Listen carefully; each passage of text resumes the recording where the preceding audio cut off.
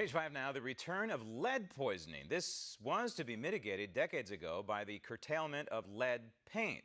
Well, clearly that's not happening in some areas of New York City. Children are testing positive for high levels of lead, in fact, double the rate discovered in Flint, Michigan. And apparently this is not just a problem in the Big Apple, it is national.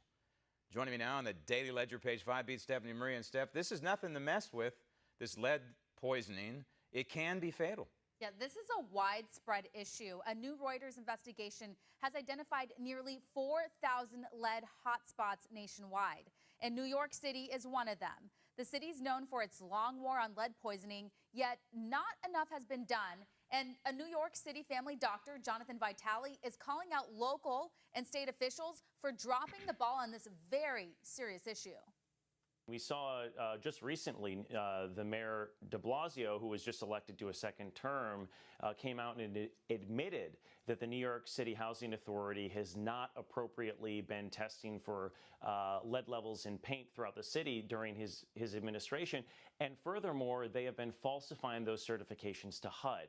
So this is a really big problem. One of the reasons it's such a big problem is because when children are exposed to lead, whether it be paint or it's toys, or it's cosmetics or water that's exposed or soil, it has lifelong, catastrophic, permanent effects on their brain development. New York State mandates that children are tested at age 1 and at age 2 for lead levels in their blood. However, in high-risk areas or children who are at high risk, especially here in New York City, should be tested starting at 6 months. And really, parents have to take the initiative here because the city certainly isn't doing it. And in other health-related news, the American Heart Association released new blood pressure guidelines. So now anyone with blood pressure higher than 130/80 will be considered to have hypertension. So under these new guidelines, half of all U.S. adults have this condition.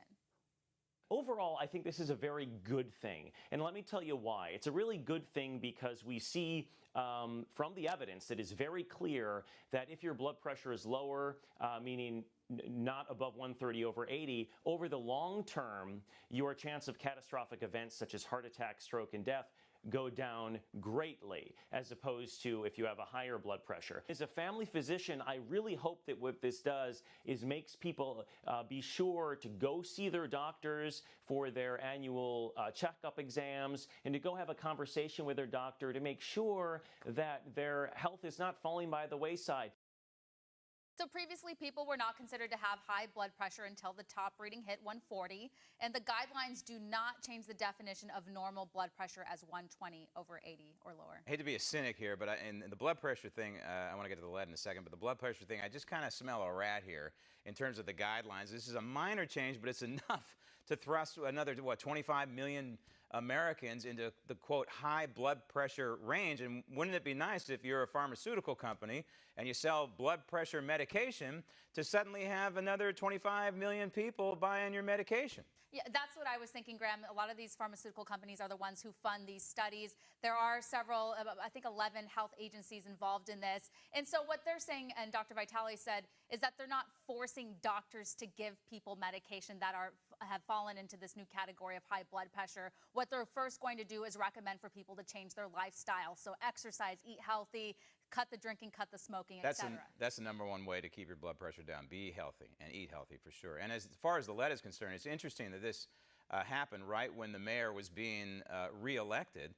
In 1960, New York City outlawed lead paint well before the federal government banned it, and has also been offering free testing, yet the problem persists. Well, yeah, and we're hearing about all this corruption and the hiding and all these things. That's just another separate story. But a lot of the lead is coming in from the water. And it's not that the water is contaminated, the water that's being sent into the city from the reservoir. It's the piping, the fixtures, the plumbing. And so there's a lot of old plumbing in these homes, and it would cost a lot of money to repair it. So when Dr. Vitale says that people need to take it on their own and get their kids tested because they can't count on the government to keep them safe. They can't count on de Blasio, clearly. If he's falsifying records, falsifying information to HUD, that's a problem. And I really wonder if the good people of New York would have reelected him if that was out there in the mainstream media.